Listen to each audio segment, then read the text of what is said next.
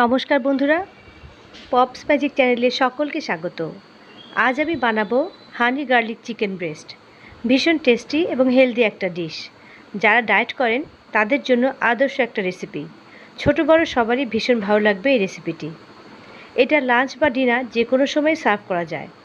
এটা আপনি noodles, mashed potato, star vegetable অথবা শুধু স্যালাড দিয়েও খেতে পারেন।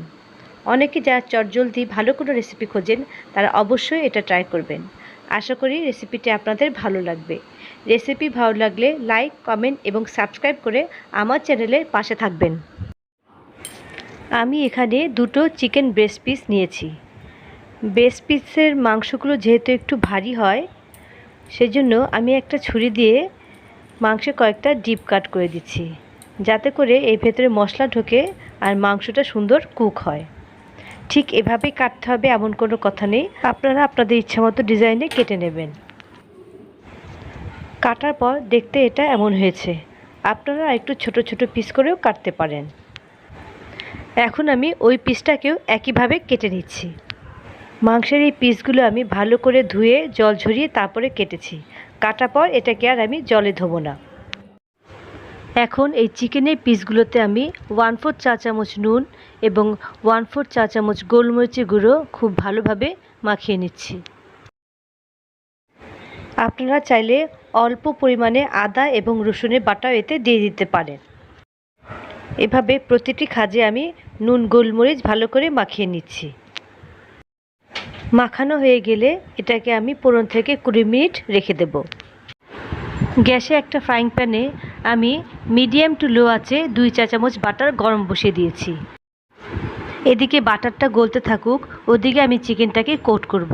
এই জন্য একটা প্লেটে আমি 1/2 কাপ ময়দা অল্প নুন দিয়ে ভালো করে মিশিয়ে চিকেনটাকে এভাবে ভালো করে কোট করে নিচ্ছি। তারপর এক্সট্রা ময়দাটাকে এভাবে ঝেড়ে ফেলে দেব। বাটার গলে গেছে, চিকেনের ব্রেস্ট পিসগুলো আমি দিয়ে দিলাম।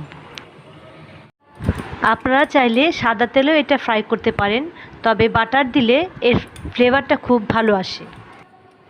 বাকি পিসটাকেও একইভাবে কোট করে আমি বাটারে ভেজে নিচ্ছি। গ্যাসের ফ্লেমটা এখন আমি মিডিয়াম করে দিচ্ছি।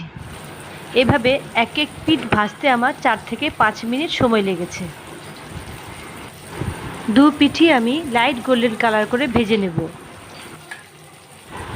এইভাবে একটু পরপর উল্টে পাল্টে ভালো করে ভেজে নিতে হবে, যাতে ভেতরে কাঁচা না থাকে। খুব ভালো মতো ভাজা হয়ে গেছে।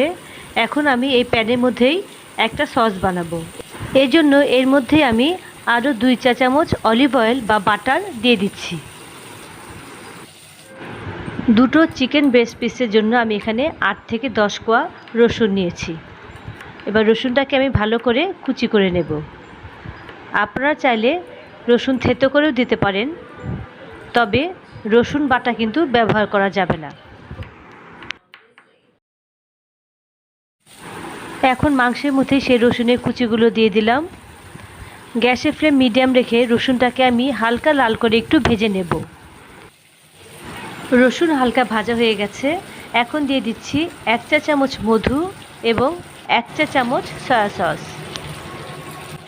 এবারে গ্যাসের ফ্লেম আমি লো করে দিচ্ছি এবং ভালো মতো নাড়াচাড়া করে চিকেনের সাথে এই জুসটা আমি মিশিয়ে দিচ্ছি।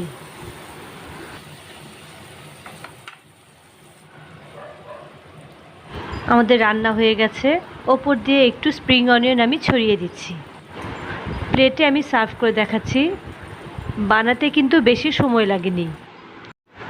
দেখেই কতটা ইয়াম্মি লাগছে। একটা আমি কেটে দেখাচ্ছি।